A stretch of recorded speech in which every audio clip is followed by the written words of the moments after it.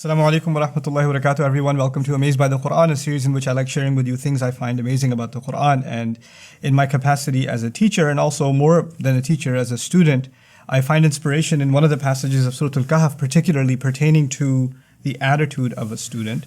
And that has to do with Musa alayhi salam in his role as a student. And before I talk about him and what really fascinates me about him, I want to share with you certain experiences I've had, anecdotal experiences really, with students that join and study under me. You'll have somebody who says, I want to learn Arabic so badly. I want to study. I'll do anything. I'll make any sacrifice necessary. I just want to be part of this program. Oh, I want to join it, right? And then they join. And when they join, they mess up a little bit, right? They don't finish an assignment on time, or they were given instructions and they don't follow these instructions or whatever. And they're super duper apologetic. I'm so sorry. It'll never happen again. I swear. Just give me another chance, etc., etc. And then not too much later, they mess up again. And when they mess up again, they're called into the office and what's going on? You said this is not going to happen again. And they say, you know what? You're right. You're absolutely right. I did make a commitment. If you even expelled me from this program, I will not hold you accountable. I'm the one that's responsible. I'm the one who should have taken responsibility. And all of it is about me. And so you come in not guns blazing, but rather you come in admitting your own guilt and saying, it's my fault. Then comes step 3. Step 3 is the same student messes up again, a third time. And of course, they've already said that you're going to get expelled, so they get expelled. But once they get expelled, they, as a matter of fact, say, you know what? They're so harsh. Their policies are so unfair. I did everything.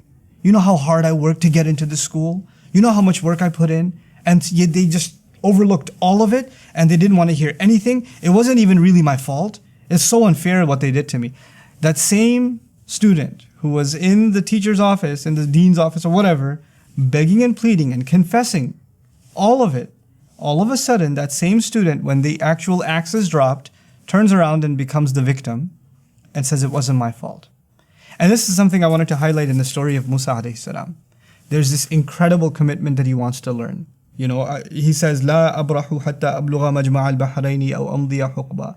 I'm going to keep on going until I find the two places where the two oceans meet, or if I have to spend eons, ages and ages and ages looking for this place, I will go, because he's committed to learning. Allah has told him that he has to learn, and this is the only place he's going to find to acquire his education, so he's committed.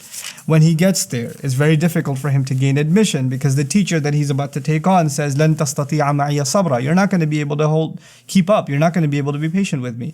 And he makes a guarantee that inshallah, you'll find me patient, and I'm not going to disobey you.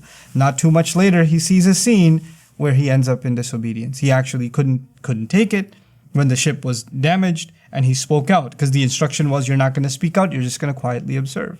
And so when he was criticized for violating the policy to his teacher, he said, وَلَا تُرْهِقْنِي مِنْ أَمْرِي عُسْرًا.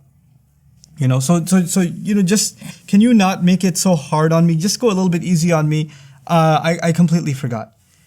Not too much later, there's the incident of a child being killed in front of him, and he can't stand the sight of what just happened, and he speaks out again, which is completely natural, understandable.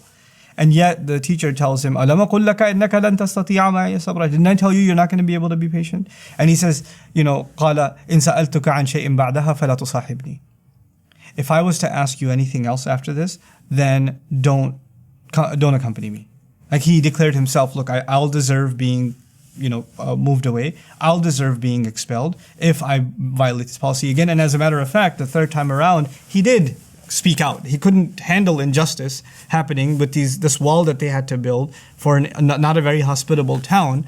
And so when he spoke out again, and the axe was dropped, هَذَا فِرَاقُ بَيْنِي وَبَيْنِكَ, this is where you and I part ways. This is the partition between you and myself, and I will explain to you what happened. You'll notice that Musa doesn't speak out again. He doesn't complain. He doesn't say, come on, just take it easy. Just give me another chance. There's no pleading or begging. Why? Because he's a man of integrity. The other thing here that I really wanted to highlight, that I find absolutely incredible, is on the one hand, one can have the most incredible resolve to want to learn, like Musa alayhi salam. An incredible commitment to want to learn, to travel in the oceans, to try to find a teacher, And then at the same time that you have that resolve, that desire to get that education, it may be that it's not going to come to fruition. It may be that you don't have the wherewithal to keep up with what you're about to be taught. You just, all those intentions, all the sacrifice, all the journey, all the travel, all of it may not pan out the way you expected it to. And when things don't work out the way we want them to, after putting a lot of effort in ourselves, and that also because of things we've done, we don't like to accept that we're the ones at fault because we invested way too much into it. So we like to blame others. And that's part of the decency of Musa alayhi salam. He realizes that it's actually he's the one himself that's at fault. He's the one who broke the rules. He's the one who didn't keep up with the guidelines that were clearly set out for him. So he does try to negotiate in the beginning, but once he violates it again, he realizes, you know what, it's not fair to my teacher. It's not fair to the institution that I'm learning from, that I'm imposing my personal desire to learn to try to get them to bend their rules. It just isn't fair. So he tells his teacher, you know what, if I break this again, that's just on me, don't accompany me. So he's balancing his passion for learning and his respect for his teacher and the institution from which he's learning at the same time. And this is a healthy attitude every student needs to develop. This doesn't just happen in Islamic learning. It happens in university settings, in school settings. How many times is somebody getting in trouble at school and they turn around and blame the teacher instead, or blame the school instead?